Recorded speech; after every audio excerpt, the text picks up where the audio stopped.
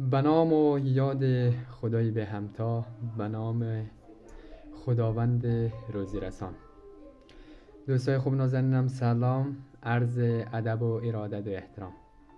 امید که در هر جای دنیا هستین همیشه تنتان سالم، دلتان شاد و لبتان خندان باشه.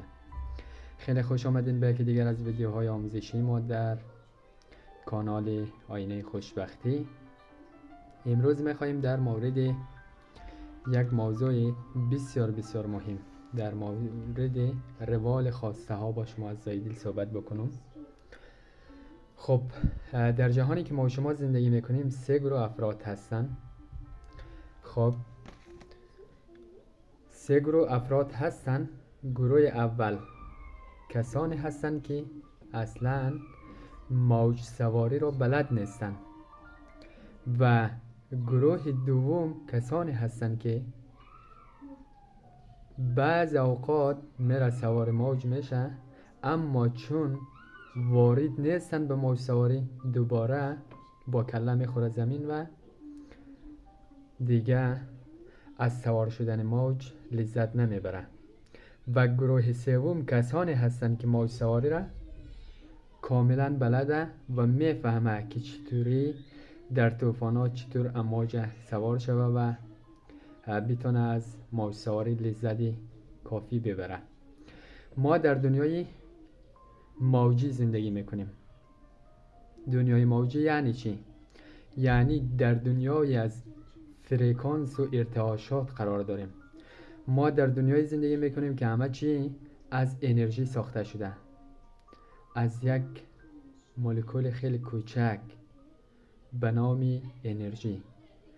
خب ما به هر چیزی که فکر میکنیم انرژی بیشتر به همونجا در جریان میافته.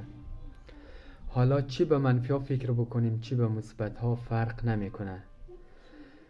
روی هر چی تمرکز بکنیم همون را در زندگی خود خلق میکنیم و این بستگی به طرز فکر ما داره که ما روی خواسته های خود توجه داریم بیشتر یا این که روی نخواسته های خود.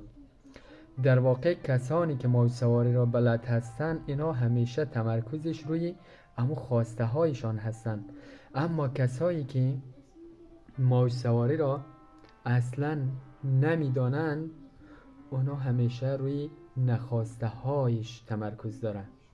کاش این اتفاق در زندگی من نیفته، کاش اتفاق بد اتفاق منفی در زندگی من نیفته. اینا همیشه روی اینا تمرکز داره و برعکس چون روی هرچی تمرکز کنی امور در زندگی خود خلق میکنی اتفاقات بد شرایط بد دور اطراف اینا را محاصره میکنه. اما کسانی هم هستن که ناخودآگاه میره روی موج سوار میشن، چون قانون موج سواری رو بلد نیستن یک دفعه از خط خارج میشه و میخوره با کله زمین. وقتی زمین خورد دیگه جرأت نداره که بره دوباره به موج سواری ادامه بده. پس بیاییم موج سواری را یاد بگیریم. و طریقه یادگیریش چه قسمی است؟ طریقه یادگیری ما و شما باید چیکار بکنیم؟ تغییر ذهنیت، تغییر الگوی فکری، تغییر پارادایم در خود ایجاد بکنیم تا بتونیم با یک تغییرات مثبت از منفی ها به سمت مثبت ها حرکت بکنیم. چرا؟